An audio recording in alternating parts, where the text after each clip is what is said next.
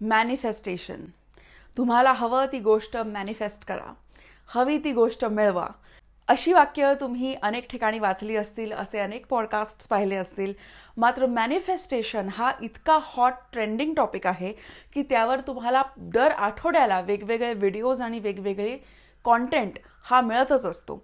मात्र मॅनिफेस्टेशनबद्दल आजवर आपल्याला जेवढी माहिती आहे ती अपूर्ण माहिती आहे असं माझं मत आहे. आतापर्यंत मॅनिफेस्टेशनबद्दल तुम्ही जे काही ऐकलं असेल, वाचलं असेल ते द सिक्रेट या पुस्तकाच्या माध्यमातूनच वाचलं असेल. मात्र मॅनिफेस्टेशनला अजून विविध कंगोरे आहेत जे अजून एक्सप्लोर करण्याचे बाकी आहेत. मॅनिफेस्टेशनबद्दल अशा अनेक समजुती आहेत ज्या आपल्याला चुकीच्या वाटतात, मात्र त्या आज आपण आजच्या पॉडकास्टमध्ये खोडून काढणार आहोत. मॅनिफेस्टेशनबद्दल अशा अनेक गैरसमजुती आहेत ज्यावरून आपल्याला असं वाटतं की हे तर फक्त एक काल्पनिक विचार आहे, असं वैज्ञानिकदृष्ट्या घडू शकत नाही. मॅनिफेस्टेशन म्हणजे फक्त कल्पना नाही, फिलॉसॉफी नाही, तत्वज्ञान नाही, तर ते आपण वैज्ञानिकदृष्ट्या प्रूव्ह करू शकतो.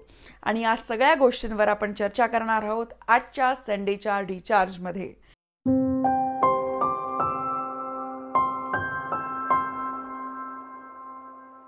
नमस्कार, मी आहे मनाली आणि आजच्या संडेच्या रिचार्जच्या एपिसोडसाठी मी खूप जास्त एक्सायटेड आहे, कारण आजचा विषयच तसा आहे, तो म्हणजे मॅनिफेस्टेशन.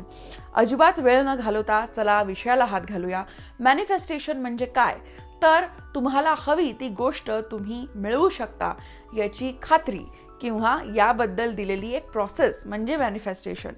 मॅनिफेस्टेशन हा शब्द आपल्या सगळ्यांना परिचित झाला तो म्हणजे द सिक्रेट या रॉन्डा बर्न यांच्या पुस्तकामुळे. ही पुस्तक आणि याच्यावर आधारित असलेली एक डॉक्युमेंटरी प्रचंड फेमस झाली, प्रसिद्ध झाली आणि त्यानंतर अनेक लोकांनी मॅनिफेस्टेशन या विषयावरती पुस्तकं लिहायला सुरुवात केली, त्याबद्दल वाचायला सुरुवात केलं, जाणून घ्यायला सुरुवात केलं. रॉन्डा बर्न यांच्या पुस्तकाचा सारांश आपल्याला थोडाफार माहितीच असेल, तो म्हणजे आस्क, बिलीव्ह अँड रिसीव्ह. म्हणजे तुम्हाला हवी ती गोष्ट किंवा घटना किंवा व्यक्ती ही युनिव्हर्सकडे, या ब्रह्मांडाकडे तुम्हाला सगळ्यात आधी मागायची आहे. नंतर दुसरी स्टेप म्हणजे त्याच्यावर विश्वास ठेवायचा आहे, ती गोष्ट तुम्हाला मिळणार आहे, नव्हे ती मिळालीच आहे असं तुम्हाला धरून चालायचं आहे. आणि तिसरी स्टेप म्हणजे रिसीव्ह, म्हणजे ती गोष्ट किंवा ती व्यक्ती, ती घटना तुमच्या समोर येऊन हजर राहणार आहे. मात्र मला सांगा, ही इतकी सोपी प्रोसेस असू शकते का? किंवा ही जी प्रोसेस आहे याला एक सायंटिफिक उत्तर काय आहे? याच्या मागे काहीतरी एक वैज्ञानिक कारण असलं पाहिजे, हो की नाही? जर तुम्ही वैज्ञानिक बैठकीची व्यक्ती आहात तर तुमचा या गोष्टीवरती खूप सहजासहजी विश्वास बसला नसेल. मात्र आज आपण अशा एका व्यक्तीबद्दल बोलणार आहोत ज्याने मॅनिफेस्टेशन ही प्रोसेस वैज्ञानिकदृष्ट्या प्रूव्ह करून दाखवली आहे. आणि त्या व्यक्तीचं नाव आहे जो डिस्पेन्झा. जो डिस्पेन्झा हे स्वतः डॉक्टर आहेत, ते कायरो प्रॅक्टिशनर आहेत. अनेक गोष्टींचा, फिजिक्समध्ये असलेल्या अनेक विषयांचा ते रिसर्च करत आहेत. तर वैज्ञानिक बैठक असलेले हे जो डिस्पेन्झा यांना स्वतःला एक खूप भयंकर भीषण अपघात झाला होता अनेक वर्षांपूर्वी.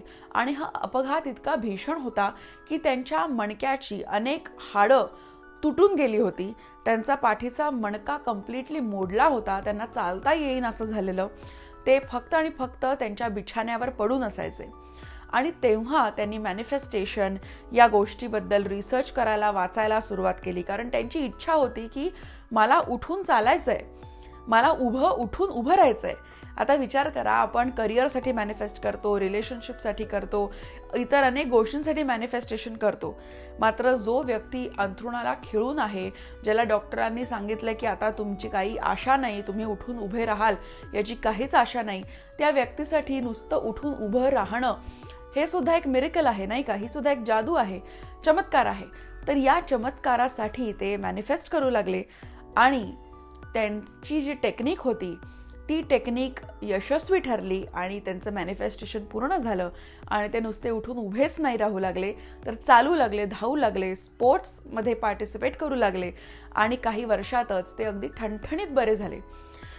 आता स्वतःच्या या घटनेनंतर त्यांना असं वाटलं की मी जी प्रोसेस वापरली, मी जी विचारसरणी अवलंबली, ज्यामुळे मला हा निकाल बघायला मिळाला, हे उत्तर माझ्या समोर येऊन उभं ठाकलं, तर ही जी प्रोसेस आहे ही मला जगातल्या अनेक लोकांना सांगायची आहे. ते सुद्धा अनेक गोष्टींपासून झुंजत असतील, मग ते फक्त आरोग्याच्या दृष्टीनं नाही तर काही मानसिक विकार असतील, काही शारीरिक आजार असतील, काही रिलेशनशिपमधले प्रॉब्लेम्स असतील, करिअरमध्ये त्यांना यशस्वी व्हायचं असेल, आणखीन अनेक गोष्टी. तर लोकांना याचा फायदा व्हावा म्हणून डॉक्टर जो डिस्पेन्झा यांनी ही टेक्निक शिकवायला सुरुवात केली. आणि आश्चर्य काय की आजवर अनेक लाखो हजारो लोकांना याचा फायदा झालेला आहे आणि त्यांचे टेस्टिमोनियल्स तुम्हाला त्यांच्या वेबसाईटवर बघायला मिळतील. तर डॉक्टर जो डिस्पेन्झा यांचं एक अत्यंत महत्त्वाचं पुस्तक आहे, ते म्हणजे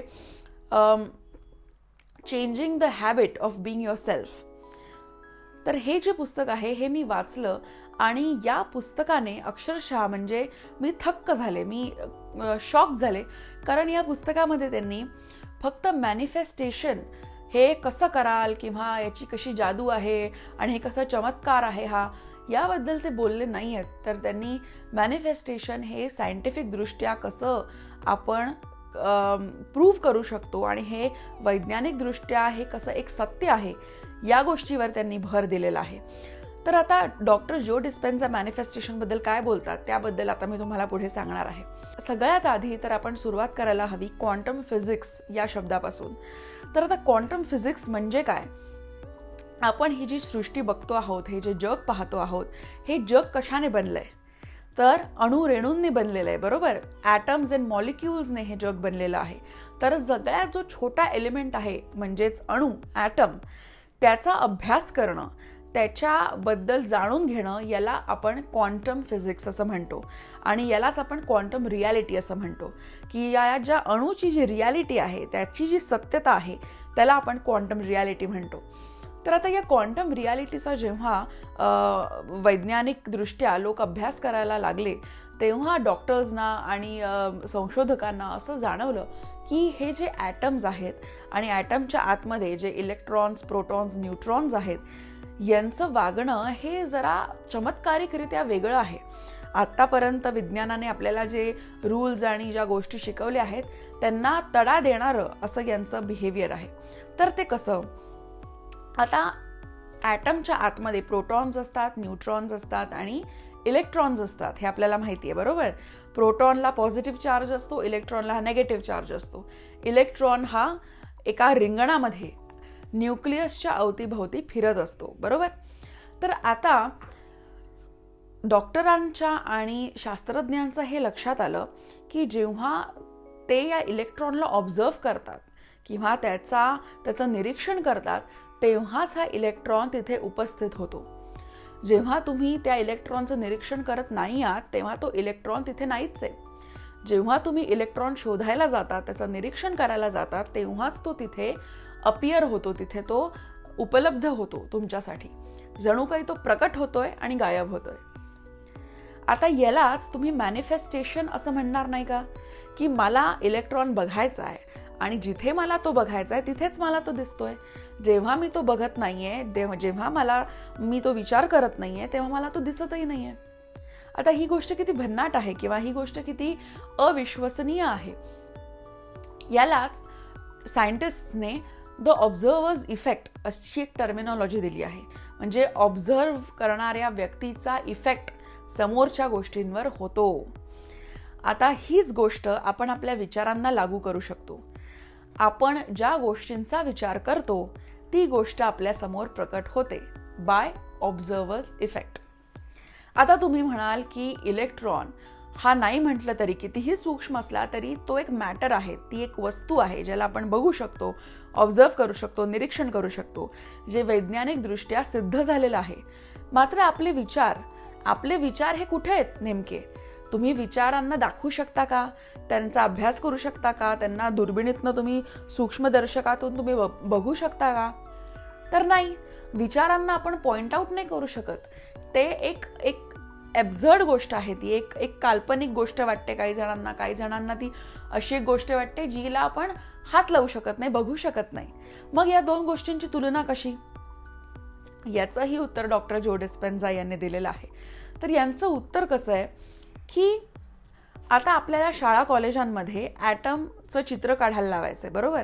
तुमच्या लक्षात असेल किंवा तुम्हाला आठवत असेल तर आपण ते चित्र कसं काढायचो, तर एक मोठा गोळा आपण काढायचो, त्याच्या आतमध्ये एक न्यूक्लियस काढायचो आणि त्याच्या अवतीभोवती एका रिंगणामध्ये तो इलेक्ट्रॉन फिरतोय असं आपण चित्र काढायचो, बरोबर. आपल्या मनाला अशी एक धारणा होती की ॲटम म्हणजे हा मॅटर असणार, एक अशी जड वस्तू असणार आहे. मात्र वैज्ञानिकांनी, शास्त्रज्ञांनी जेव्हा आता अभ्यास केला आहे एका ॲटमचा, तेव्हा त्यांच्या असं लक्षात आलं की ॲटम म्हणजे 0.0001% हा मॅटर आहे आणि 99.9999% फक्त आणि फक्त ऊर्जा आहे, एनर्जी आहे. म्हणजे हा जो ॲटम आहे ज्याच्याबद्दल आपण इतकी चर्चा करतोय आणि इतकं याला आपण विज्ञानाचा एक फाउंडेशन मानतो, एक बेस मानतो, आधार मानतो, तो 99.9999% फक्त ऊर्जा आहे. उरलेला 0.0001% मॅटर आहे. तर आता या गोष्टीचा विचार करा की आपले हे जे विचार आहेत हे देखील काय आहेत, ऊर्जाच तर आहे. जेव्हा आपण एखाद्या गोष्टीचा विचार करतो तेव्हा आपण आपली ऊर्जा लावून तो विचार करत असतो. आपल्या डोक्यामध्ये, आपल्या मेंदूमध्ये न्यूरो ट्रान्समीटर्स असतात ज्यांच्या मदतीनं आपण हे विचार ट्रान्समिट करतो. आपल्या मेंदूमध्ये एक विचार जन्माला येतो, आपले न्यूरो ट्रान्समीटर्स तो विचार ओळखतात, तो विचार कशा पद्धतीचा आहे ते ओळखतात आणि मग आपल्या शरीराला सुद्धा सांगतात की या विचारासारखाच तू रिॲक्ट हो बाबा. फॉर एक्झाम्पल, मला जर भरपूर राग आला तर हा रागाचा विचार माझे न्यूरो ट्रान्समीटर्स रेकग्नाइज करतात, ओळखतात आणि संपूर्ण शरीरामध्ये ट्रॅव्हल करून संपूर्ण शरीराची सुद्धा धारणा अशी करतात की संपूर्ण शरीराला कळतं की मला राग आलेला आहे. ज्याने आपल्याला घाम यायला सुरुवात होतो, आपला आवाज वाढतो, आपली चिडचिड होते, आपले हातपाय थरथरायला लागतात, आपल्या नाकपुड्या फुगतात. हे सगळं कसं काय होतं? विचार तर इथे आलाय, मग आपलं संपूर्ण शरीर का रिॲक्ट होतंय? ते न्यूरो ट्रान्समीटर्समुळे. कळलं? तर त्यामुळे आपलं जे शरीर आहे ते ऊर्जेवरच तर चालतंय. आता हे न्यूरो ट्रान्समीटर्स आणि मेंदूमध्ये विचार निर्माण होणं आणि मग ते शरीराला कळणं हा एक कम्प्लिटली वेगळा विषय आहे. यावर आपण कधीतरी नंतर चर्चा करू. याबद्दल देखील जो डिस्पेन्झा यांची अनेक मतं आहेत, त्याबद्दल आपण बोलू. पण आज माझा सांगण्याचा मतितार्थ इतकाच आहे की आपले विचार ह्या ऊर्जा आहेत, एनर्जी आहेत. आपले इमोशन्स काय आहेत, तर थॉट्स इन ॲक्शन, हो की नाही? आपल्या रागाला आपण एक गती दिली, ऊर्जा दिली, तर तो एक रागाची इमोशन बनून बाहेर येतो. जर आपण आनंदाला ऊर्जा दिली तर ते आनंद म्हणून, एक हसू म्हणून बाहेर पडतं. तर या ऊर्जा आहेत. तर जर इलेक्ट्रॉन, क्वांटम फिजिक्समध्ये जर इलेक्ट्रॉन हा ऑब्झर्वर्स इफेक्टनुसार चालत असेल तर आपले विचार देखील ऊर्जा आहेत, तर ते ऑब्झर्वर्स इफेक्टने का चालणार नाहीत? ही गोष्ट डॉक्टर जो डिस्पेन्झा यांनी त्यांच्या पुस्तकामध्ये मांडली आहे. आणि त्यामुळे जर तुम्ही एखाद्या इलेक्ट्रॉनला ऑब्झर्व केलं की तो तिथे प्रकट होतो, ऑब्झर्व करायचं तुम्ही सोडून दिलं की तो गायब होतो. त्याचनुसार तुमचे विचार जेव्हा एखाद्या गोष्टीवर स्थिर होतात, त्याला ऑब्झर्व करतात, निरीक्षण करतात, तेव्हा ती घटना, ती गोष्ट, ती व्यक्ती, तो मनुष्य तिथे प्रकट होतो. आणि जेव्हा तुम्ही तुमचं लक्ष काढून घेतात तेव्हा ती व्यक्ती, ती घटना, ती गोष्ट तिथून गायब होते. So wear attention goes, energy flows. बरोबर? ज्या गोष्टीवर माझं लक्ष मी केंद्रित करते ती गोष्ट मोठी होत जाते, त्या गोष्टीला ऊर्जा मिळत जाते. आणि म्हणूनच जे रॉन्डा बर्नच्या पुस्तकामध्ये तिने खूप सोप्या पद्धतीने सांगितलं आहे की आस्क, बिलीव्ह अँड रिसीव्ह, याच गोष्टीला डॉक्टर जो डिस्पेन्झा यांनी वैज्ञानिकदृष्ट्या सिद्ध करून दाखवलेलं आहे. त्यामुळे तुम्हाला आजपासून जर मॅनिफेस्टेशनची सुरुवात करायची असेल तर फक्त डोळे बंद करून कोणीतरी पुस्तक लिहिलंय द सिक्रेट आणि म्हणून ते मला फॉलो करायचंय, बघूया काय होतं, या ॲटिट्यूडने करण्यापेक्षा तुम्ही हे change the habit of being your self, हे डॉक्टर जो डिस्पेन्झा यांचं पुस्तक वाचा, याचा अभ्यास करा आणि तुम्हाला इतक्या अद्भुत गोष्टी याच्यातनं शिकायला मिळतील की तुमच्या लक्षात येईल की हे जे द सिक्रेट या पुस्तकातनं किंवा डॉक्युमेंटरीमधनं जे एक मम्बो जम्बो किंवा एक असं जादुई आपल्यासमोर चित्र उभारण्यात आलं होतं मॅनिफेस्टेशनचं, हे तसं नाही आहे. हे अत्यंत वैज्ञानिकदृष्ट्या ही एक खरी गोष्ट आहे. ही एक साधी सिंपल गोष्ट आहे जी वैज्ञानिकदृष्ट्या देखील सिद्ध करता येऊ शकते. जेव्हा तुमच्या मनाची वैज्ञानिक बैठक असते तेव्हा तुम्हाला विज्ञानाची सिद्धता सुद्धा लागत असते. त्यामुळे एकदा तुमच्या मनाला ही गोष्ट पटली ना की हो, हे वैज्ञानिकदृष्ट्या बरोबर आहे, हे खरं आहे, की मग तुम्ही मॅनिफेस्टेशनला सुरुवात करा आणि मग तुमचं मॅनिफेस्टेशन जे आहे ते 100% यशस्वी होणार. मग तुम्हाला अजिबात डाऊट वाटणार नाही की अरे हे मी काय करतोय किंवा करतेय, हे मी बरोबर करतोय का, काहीतरी उगाच काहीतरी मम्बो जम्बो करतेय का, मी काहीतरी असं जादूटोणा करते का, अशी भावना तुमच्या मनात राहणार नाही. तुमचा 100% विश्वास बसेल तुम्ही जी गोष्ट करतायत त्याच्यावर. त्यामुळे उद्याचा जो मंडे असेल त्या उद्याच्या मंडेसाठी जर तुमच्या मनात काही मॅनिफेस्टेशन्स असतील, काही गोष्टी तुम्हाला खऱ्या करायच्या असतील, काही अट्रॅक्ट करायच्या असतील, तर उद्यासाठी थांबू नका. आजच ती सुरुवात करा. काय हवं आहे, काय अचीव्ह करायचं आहे ते ऑलरेडी आपल्याकडे आहे. त्या विचारानं उद्याच्या दिवसाची तुम्ही सुरुवात करणार आहात. आणि हे पॉडकास्ट ऐकून जर तुम्हाला 0.0001% जरी पॉझिटिव्ह वाटलं असेल, ऊर्जात्मक वाटलं असेल, तर आजचा हा संडेचा रिचार्ज यशस्वी झाला असं मी मानेन. गुड नाईट, शुभरात्री. आणि जर व्हिडिओ आवडला असेल तर नक्की सबस्क्राईब करा.